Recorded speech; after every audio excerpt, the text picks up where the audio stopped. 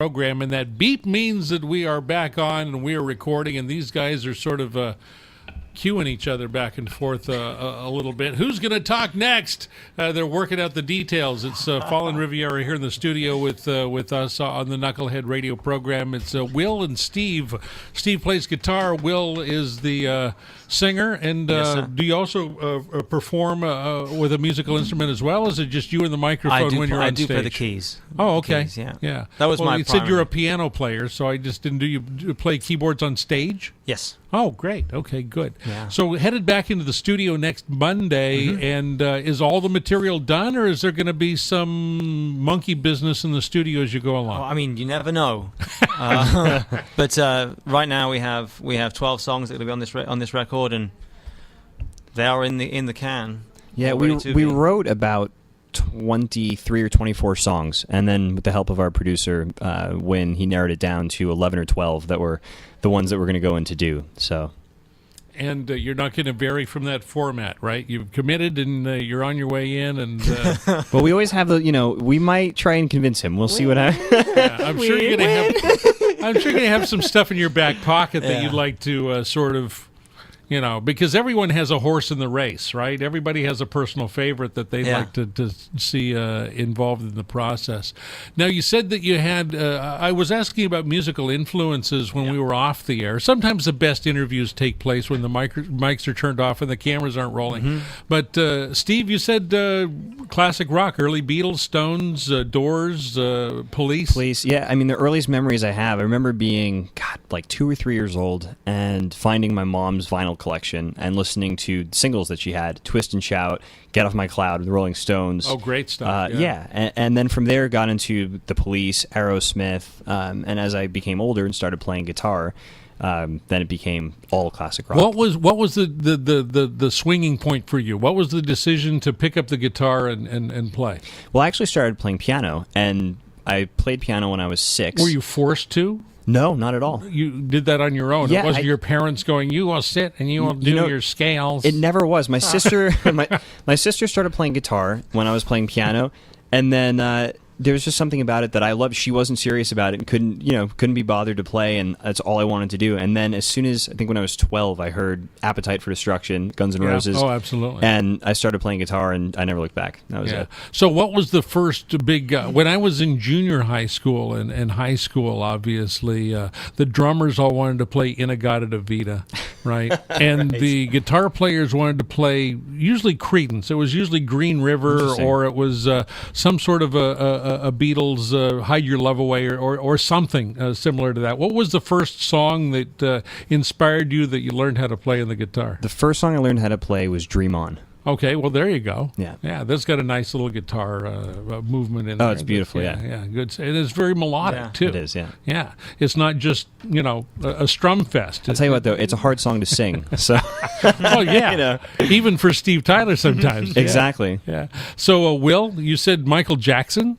Yeah, actually, going back to my father's record collection, I think I went to his record player and broke it a couple of times. But That sounds about right. that was the kind of child I was. But Just because you had this pent-up frustration or anger? Or just heavy hands. Yeah, okay. Just big feet, heavy hands. no, I understand. no Yeah, subtlety. okay. But I remember going to the record collection and pulling out the theme tune to Star Trek, which featured Maynard Ferguson. Right. And my father is a trumpet player, calls himself retired now, but was a great jazz trumpet player. So I got into So you're in a musical family. yeah, so I got into Clifford Brown and Chet Baker, and through that into Frank Sinatra.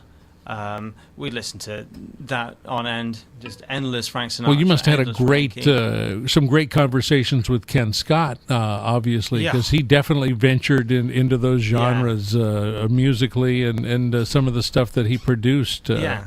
Actually, we were lucky enough to go to. We were invited to hear him speak at the Grammy Museum last month, 2 days before we were going to record with him. So he's pitching his book to all these guys at the Grammy Museum, and we're sat there listening to all these fantastic stories from the book and from outside the book. And we walk outside. And he runs up first because he's going to sign some books for everybody. And there's a line of 100 people. We walk out, and we know Ken, and we wave. We just catch his eye, and we, hey, thanks, Ken. So see you Monday. And he stops. And he gets up and he says, excuse me, hold on 2 seconds. And he gets up out of his chair and he walks over to us both. He shakes our hand and he says, you guys ready for Monday? And it was like, oh, okay. Everybody in line went, ooh, those guys, yeah. Dead serious. Yeah. Well, we were awesome. Extremely fortunate. He sat in that very chair that you're in right now for 3 hours here on a Wednesday night Knucklehead radio program. I mean, it was just 3 hours of compelling radio because there's some great storytelling. And we kind of went from the beginning from, Abbey Road and, EMI Studios and the early Beatles stuff all the way through Missing Persons and Devo and Supertramp and David Bowie. And, did he tell you about the party after the missing persons? Yeah, well, I off the air. I worked at K-Rock for 7 years, right? So I know some of those people that were You were involved. at the party, weren't you? I was. Well, no. Well, that's funny as well because we're on the way home from the Grammy Museum with Wyn Davis, who's going to produce the album in October, and he says, "Yeah, I was at that party," and it's like, cool. We are mixing with good people. Right I know now. people that were there, but I was not. Matter of fact, why don't you tell me a little bit about "This Is Who I Am"? It's the last track we're going to play from you guys, and every picture tells a story, right? Yes, it does. Okay. Yeah. So This Is Who I Am was it had a funny start, but I'll come back to it. It's about, forget any opinions or judgmental people that judgment upon you. Be who you want to be. I certainly try my hardest to be. I know Steve-O does, and I'm sure you do as well. On occasion. Yeah. But we were playing. Actually, this got heard by some middle school kids back in July, and they were all singing it. They caught on really well. And actually, the headmaster of a middle school in LA wanted to put a bullying campaign. An anti-bullying campaign around it. That's a big deal these so days. It's all about being especially who you with the are movie. And really, anyone that wants to judge you, just don't worry about it. But the beginning of the song comes from me sat at a piano, and I have this awful cat who doesn't give a what. Cats are fairly independent. Yeah. About anybody, and he will destroy anything and destroy anybody. So. I was sat at the piano working on this melody, and the lyrics came to me. I don't care what you think of me because this is who I am. I'm a cat. It's inspired by that cat, and then many other issues, of course. But of course, Fallen Riviera. It's K Tahoe KDSK Wednesday night Knucklehead radio program. This is who I am.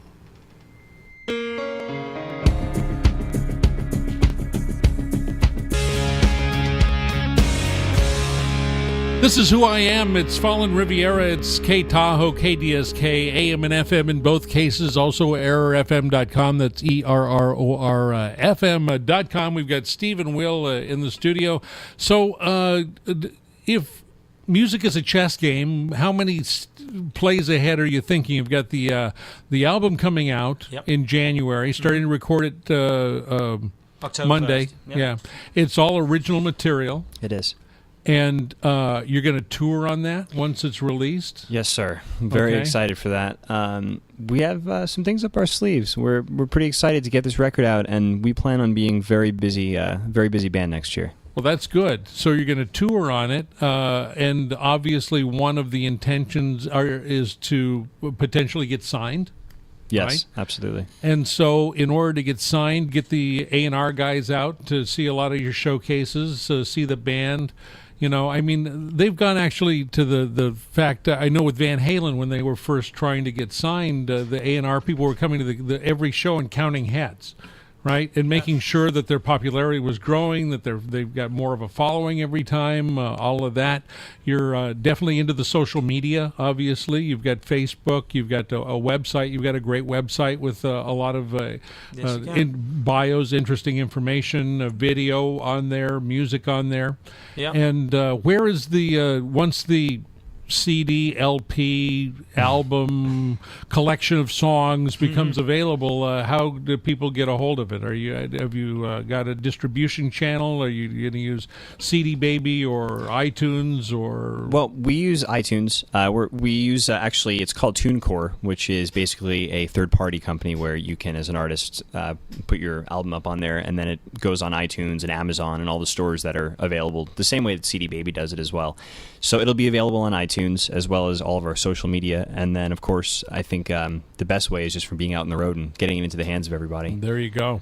Well, we appreciate you coming down, spending some time with us. We know it's a little bit of a haul up the coast to come to Knucklehead Land, and we certainly wish you the best. Please stay in touch. Oh, we certainly will. And as you get some of those gigs lined up, let us know, and you'll come back and check in with us again sometime, right? We would love to. We're going to have plenty of new music in the coming months. So. Sounds great.